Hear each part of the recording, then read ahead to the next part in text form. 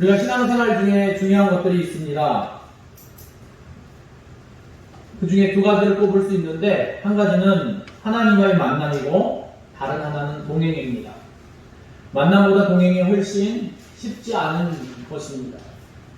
신앙 여정은 성도들이 하나님을 만나고 그분을 자기 삶 속에 모십니다. 그리고 능력이 많으시고 온 우주 만물의 대주대신 하나님을 아빠, 아버지라고 부릅니다. 그러나 여전히 많은 그리스도인들이 하나님을 아빠, 아버지라고 부르지만 고아처럼 살아가고 있습니다. 만남이 있었지만 동행에 실패한 것입니다. 내 아버지, 하나님 아버지가 내 아버지인데 나는 하나님 아버지의 자녀처럼 살아가지 못한다는 것입니다. 왜 그렇습니까? 함께 동행하고 있지 못하기 때문입니다. 유명한 복음전도자 길모아 목사님은 마을을 지나다가 물건을 팔고 있는 분에게 예수님을 전도하려고 말을 건넸습니다. 안녕하세요. 요즘 장사가 잘 되시는지요? 예, 그럭저럭 됩니다. 예수님은 믿으세요? 예, 물론 믿죠. 예수님 믿고 구원받았다는 것은 정말 위대한 일 같습니다. 그때 길모아 목사님이 다시 말을 꺼냈습니다. 예수 믿는 것보다 더 위대한 일이 있습니다. 물건을 팔던 그 노인은 깜짝 놀라면서 물었습니다. 아니, 예수 믿는 것보다 더 위대한 일이 무엇입니까? 예, 그것은 나를 보내주신 예수님과 동행하는 것입니다. 인생에 있어서 누구와 동행하느냐 하는 것은 매우 중요합니다. 누구와 함께 살고 있느냐? 여러분, 매우 중요한 것입니다. 그러나 더욱더 중요한 문제는 죽음을 넘어 영원한 나와 동행하실 그 제3자가 누구인가? 그 제3자를 만나는 일이 더욱더 중요하다고 할 수 있을 것입니다. 그러므로 우리는 하나님과 동행하는 삶을 살아야만 합니다. 오늘 말씀을 보니까 하나님과 동행한다는 말은 하나님과 함께 걷는다는 뜻을 가지고 있습니다. 인생길을 혼자 걷는 것이 아니라 하나님과 함께 걸어가는 것입니다. 미국의 어느 목사님은 동행을 이렇게 설명했습니다. 하나님께서 매일 에녹을 찾아오셔서 얘야, 나와 산책하지 않겠니? 하고 말씀하시면 에녹은 집 밖에 나와 하나님과 함께 산책을 나가곤 했다는 것입니다. 에녹은 그 후에 하나님과 산책하는 것이 너무너무 재미있어서 매일 자기 집 밖 문에서 하나님을 기다리곤 했습니다. 그러면 하나님이 오셔서 함께 산책을 나가곤 했습니다. 그러나 어느 날 하나님께서 에녹에게 말씀하십니다. 에녹, 오늘 우리가 좀 더 멀리 나가보자. 내가 너에게 할 말이 많이 있단다. 그래서 에녹은 하나님과 조금 더 멀리 하염없이 걸었습니다. 그러다 마침내 에녹이 외쳤습니다. 세상에 너무나 늦었습니다. 이제 집으로 돌아가야겠어요. 하나님이 말씀하십니다. 에녹, 여긴 너희 집보다 나의 집이 더 가까운 곳이구나. 그러니 오늘은 나의 집으로 가자꾸나. 마침내 에녹은 하나님과 함께 영원한 곤양으로 가버렸습니다. 이 목사님은 에녹이 하나님과 동행한 것을 이와 같이 표현했습니다. 오늘 말씀 속에서 아담의 7대 손인 에녹이 하나님과 동행한 것에 대해서 우리에게 증거하고 있습니다. 에녹은 65세의 아들 무드셀라를 낳았는데 그 후에 300년 동안 하나님과 동행하는 삶을 살았다고 말씀하고 있습니다. 근데 참 놀라운 것은 죽음을 보지 않고 승천했다는 것입니다. 이 모습은 하나님과 동행하는 삶이 얼마나 복된 삶인지 우리에게 시사하는 바가 큽니다. 하나님과 동행하는 삶이란 구체적으로 어떻게 살아가는 것인가?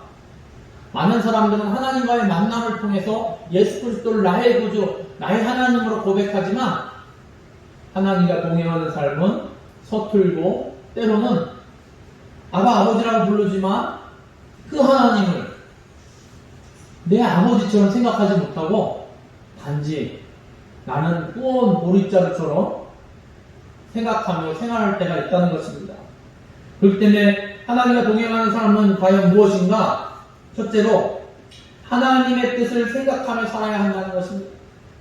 출애굽기 2장 11절에 보면 어떤 사람이 한 시브리 사람 곧 자기 형제를 치는 것을 보고 애굽 사람을 쳐 죽여 모세가 두려워하여 바로의 맛을 피하여. 모세는 자기 생각에 자기 동족을 돕는다고 생각해서 애굽 사람을 쳐 죽였습니다. 그러나 그것이 들통이 나서 미디안 광야로 도망가는 신세가 되었습니다. 하나님의 뜻을 생각하지 않고 자기 생각대로 행했던 것입니다.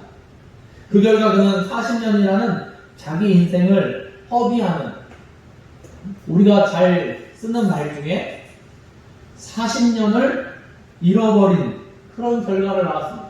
그러니까 잃어버린 40년. 하나님 없이 제멋대로 인생을 과속하였던 것입니다. 하나님 없이 혼자 달려간 삶은 결코 앞서가는 것이 아닙니다. 하나님께서 NO 하면은 아무것도 아닙니다. 그러므로 우리는 하나님 없는 인생에 가속하며 살지 말아야 한다는 것입니다. 때로는 답답해도 하나님이 있게 하신 그 자리에 있어야만 합니다. 여러분, 우리가 교회 안에서 신앙생활을 했을 때 내가 예수님 때문에 교회에 출석해서 예배드리고 함께 기도 모임 갖고 그 자체가 때로는 힘들게 느껴지기도 하고 때로는 보다 더 열정을 가지고 행하고자 하는 마음도 있을 것입니다. 그런데 때로는 그 자리가 내가 있어야 할 자리라는 것입니다. 그리고 언제나 하나님의 뜻을 생각해야만 합니다. 그래야 하나님의 뜻대로 살지 않는 역행의 삶이 되지 않도록 하나님의 뜻대로 사는, 하나님과 동행하는 삶을 살아야 한다는 것입니다. 그래서 신약에서도 모세를 능가하는, 이스라엘 백성들은 모세를 대단한 율법을 그들에게 전해준 선지자 중에 가장 위대한 자로 보지만 어떻습니까? 신약을 믿는 우리들은 사도 바울을 대단한 전도자로 보고 있습니다. 사도 바울은 이렇게 고백했습니다. 나의 달려갈 길과 주 예수께 받은 사명 곧 하나님의 은혜의 복음 증거하는 일을 마치려 하면은 나의 생명을 조금도 귀한 것으로 여기지 아니하노라 라고 고백했던 것입니다. 그는 다메섹 도상에서 예수님을 만났습니다. 예수님의 뜻을 알게 되므로 그 자신의 삶을 온전히 겸손히 낮추고 예수님의 뜻대로 죽도록 충성했던 것을 볼 수 있습니다. 그는 바리새인 중에 바리새인이요, 가마리엘 문화생 중에 오늘날로 얘기하면 박식박식한 석학으로 볼 수 있는 그런 인물입니다. 그렇습니다. 동행하는 삶이란 나의 삶을 주님의 뜻에 맡기는 생활입니다. 하나님의 방법에 나의 초점을 맞추는 것입니다. 동행하려고 하면 생각이 같아야만 합니다. 아모스 3장 1절에 보니까 두 사람이 의합지 못하고서야 어찌 동행하겠으며 라고 말씀하고 있습니다. 그러기에 하나님을 향해 하나님 내 뜻에 따라오십시오. 내 뜻은 이건데요. 이게 아니라 내 뜻을 하나님의 뜻에 밑에 묻어버리는 것입니다. 포기해야 하나님 앞에 하나님과 동행하는 삶을 살 수 있는 것입니다. 그리할 때 인생은 길을 잃어버리지 않습니다. 이스라엘 백성들은 길도 없고 이정표도 없는 광야길을 걸어갈 때 하나님께서 동행해 주심으로 잃어버리지 않는 삶을 살아갈 수 있었습니다. 그러나 가나안에 들어가서 어떻습니까? 주님과 하나님과 동행하지 않았을 때 그들의 삶은 잃어버리는 인생을 살아버릴 수밖에 없었습니다. 그들에게 아는 것은 아무것도 없었습니다. 유진 피터슨 목사님이라는 분이 계십니다. 그분은 이렇게 이야기합니다. 목사들이 분주함으로 일하는 것은 헌신의 표시가 아니라 배신의 표시다. 목사는 기도와 말씀에 힘을 써야 하기 때문입니다.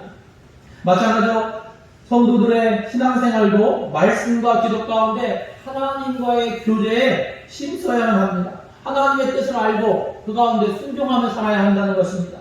그렇습니다. 우리 인생의 최대의 성공은 일보다 성공보다 내가 믿고 있는 예수 그리스도를 만나고 체험하고 그분과 동행하는 것입니다.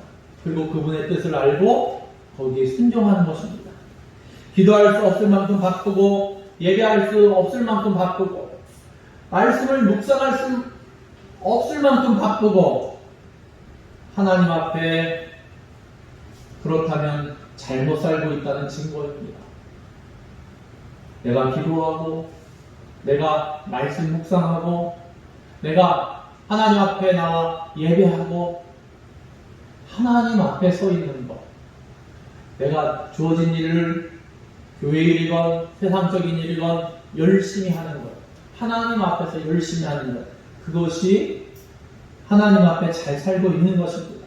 사랑하는 성도 여러분, 혹시 여러분 중에 어려움이 있습니까? 마음대로 되지 않는 고통과 아픔이 있습니까? 그것은 주님께서 뜻을 알려주시기 위한 신호가 아닌지 살펴보아야만 합니다. 무언가 하나님께서 나에게 보내시는 사인이 아닌가? 나를 점검해 보아야 한다는 것입니다. 그 가운데 하나님의 뜻을 발견해야만 합니다. 그리고 그 속에서 나를 향한 하나님의 음성을 들을 수 있다면 무언가 잘못되는 것들은 더 이상 고난이 아니라 장차 내게 허락하실 하나님의 은혜요 축복으로 다가올 것입니다. 그때 우리는 더 기쁜 마음으로 주님과 동행하는 삶을 살아갈 수 있는 것입니다. 두 번째로 어떻게 하나님과 동행하는 삶을 살 수 있는가? 예수님처럼 살아야만 합니다. 예수님처럼 부담으로 다가올 수 있습니다. 무슨 말입니까? 경건한 삶을 살아야 한다는 것입니다. 거룩한 삶을 살아야만 한다는 것입니다. 잘 살기보다는 거룩하게 살아야만 합니다. 에녹이 살았던 시대는 어떤 시대였는가 살펴보면 한 사람의 신앙을 이해하려면 그 사람이 살았던 시대적 배경을 살펴보면 알 수 있습니다. 창세기 5장에는 정확하게 에녹이 어떤 삶을 살았는가, 하나님과 동행한 삶을 살았다는 그 말씀만 있을 뿐이지 그가 살고 있었던 배경에 대해서는 잘 나와 있지 않습니다. 신약 성경에서 유다서 1장 15절에 보니까 이는 무사람을 심판하사 모든 경건하지 않은 자가 경건하지 않게 행한 모든 경건하지 않은 일과 또 경건하지 않은 죄인들이 주를 거슬러 한 모든 완악한 말로 말미암아 그들을 정죄하려 하심이라. 에녹 시대를 한마디로 표현하면 경건하지 않은 시대. 경건하지 않은 시대가 무엇입니까? 하나님이 없는 시대. 경건치 않다는 말이 4번이나 반복되고 있습니다. 간단히 설명한다는 이것은 하나님 없이 제멋대로 사는 시대라는 것입니다. 하나님이 있다고 떠들지만 어떻습니까? 삶을 보면 하나님이 없습니다. 하나님이 사람 지은 걸 후회하시고 물로 세상을 엎어버리기 직전의 시대입니다. 이런 세대 속에서 에녹은 자기 신앙을 너무나 잘 멋있게 지켰습니다. 오늘날 어떻습니까? 그리스도인들도 추구해야 할 것이 내가 어떻게 하면 잘 살까? 행복하게 살까? 재밌게 살까? 신나게 살까? 그리스도인들이 추구해야 할 우선순위는 어떻게 하면 경건하게 살까? 어떻게 하면 거룩하게 살까인데 우리가 그것을 잊어버리고 어떻게 하면 재밌게 신나게 행복하게 살까? 우리는 그것을 경계해야 할 것입니다. 성경에 나오는 하나님의 사람들은 모두 하나님과 동행하는 사람들이었습니다. 아브라함이나 이삭이나 모세나 다윗도 베드로도 그리고 사도 요한도 다 주님과 동행하며 그들이 살아가는 모습을 보면 경건하고 거룩한 모습을 발견할 수가 있습니다. 그들은 예수님처럼 살아가려고 노력했습니다. 하나님처럼 살려고 발버둥 쳤습니다. 우리는 어떻습니까? 경건한 삶을 살려고 발버둥 치고 있습니까? 아니면 오늘날에도 많은 사람들은 교회를 출입하는 많은 사람들은 성경을 갖고 다니지만 때로는 이 성경을 마치 무언가 상징하는 것으로 마치 나를 지켜주는 무슨 방패와 같은 역할을 하는 부적과 같은 것으로 생각할 때가 많이 있습니다. 그래서 성경을 들고 다니는 것으로 또는 어디에다가 십자가를 달아놓는 것처럼 액땜을 한다고 생각하는 경우들이 많이 있습니다. 그렇기에 성경의 소유로 만족하지 말고 성경대로 사는 삶을 우리는 추구해야 할 줄로 믿습니다. 성경을 읽고 듣고 깨달아 마음에 간직하는 책입니다. 그 말씀에 순종할 때 거기에 기쁨이 있고 축복이 있는 것입니다. 이것이 하나님과 동행하는 삶입니다. 진실로 우리 안에 경건의 삶, 거룩한 삶을 추구할 수 있는 그러한 하나님의 사람들 되시기를 예수님의 이름으로 축원합니다. 마지막으로 하나님의 능력을 의지하며 살아야 한다는 것입니다. 우리는 보여주는 세상을 의지하며 살아서는 안 됩니다. 세상 것에 빠지면 오히려 더 높이 나를 수가 없고 하나님을 신실하게 믿을 수 없습니다. 우리는 하나님을 믿는다고 하면서 다급할 때는 세상적인 방법을 동원할 때가 많이 있습니다. 사람을 의지합니다.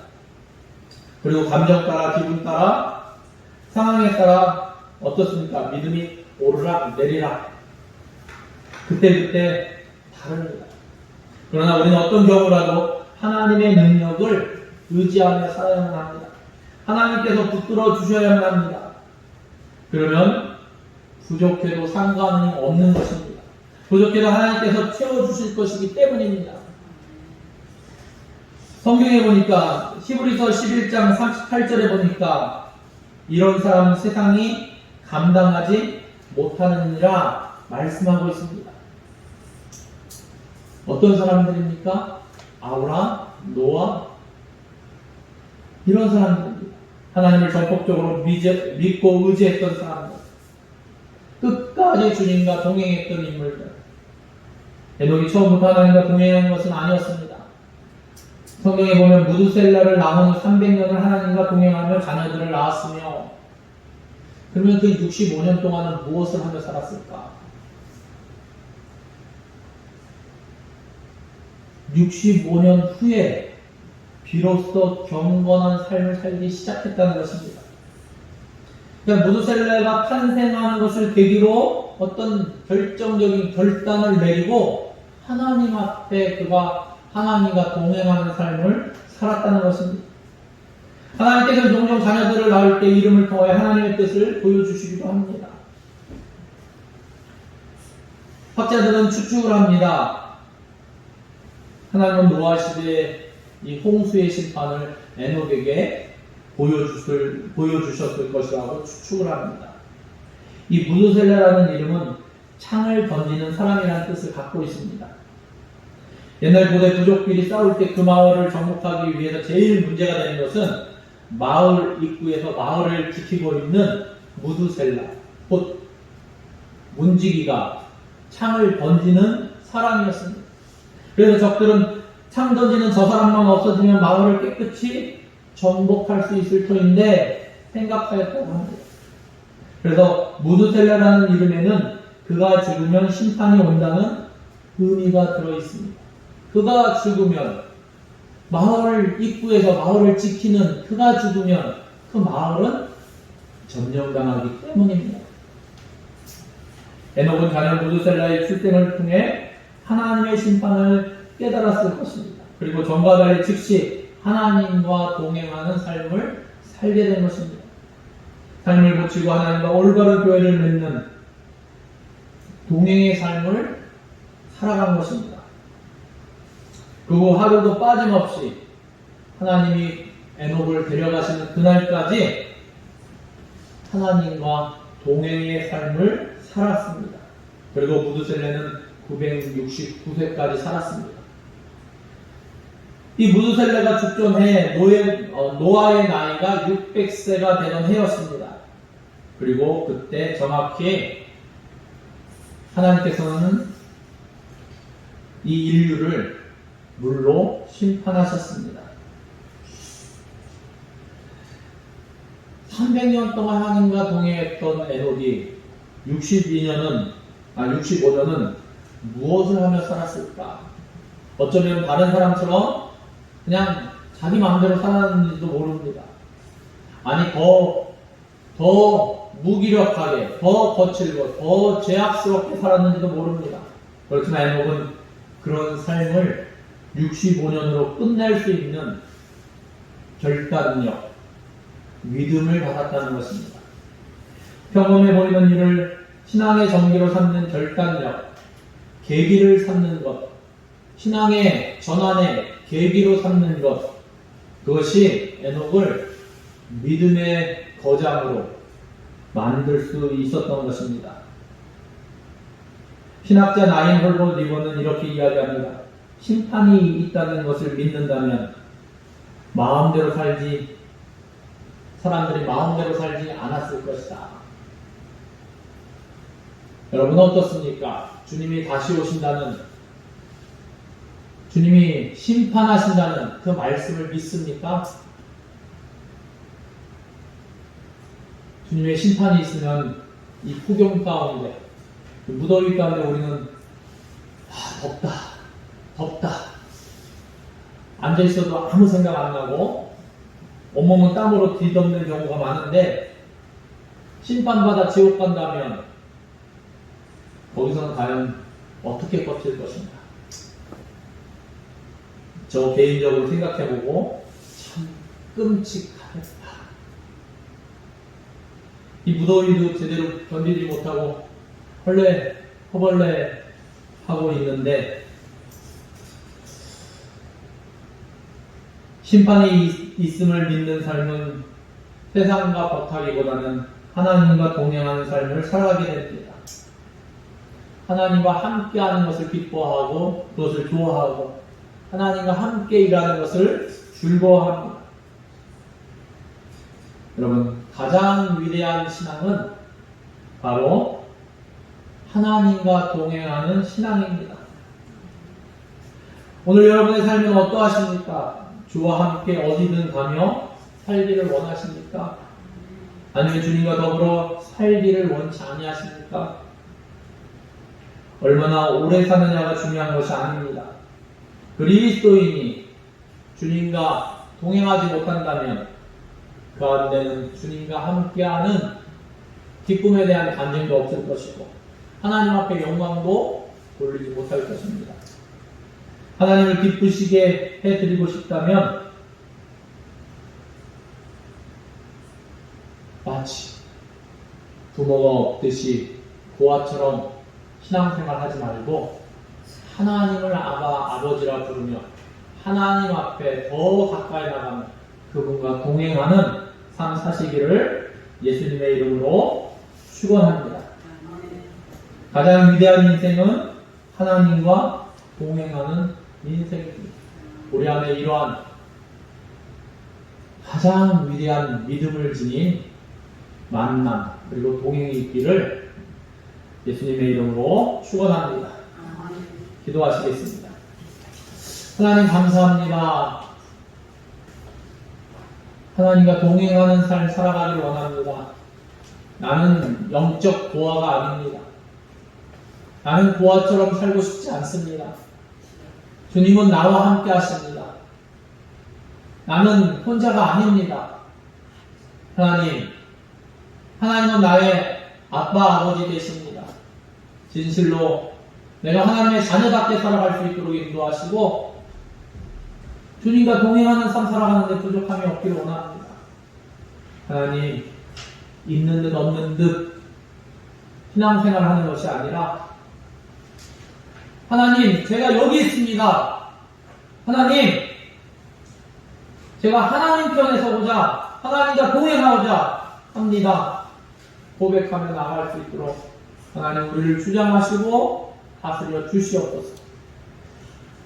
하나님, 폭염이 깊어지고 있습니다. 그러나 그것을 능히 감당할 수 있도록 힘주시고 있는 그곳에서 하나님과 더 깊은 교제를 하며 아버지 하나님을 만날 수 있도록 하나님과 동행할 수 있도록 하나님 함께하여 주시옵소서. 모든 것을 주님께 의뢰드리며 예수 그리스도의 이름으로 기도드립니다. 아멘.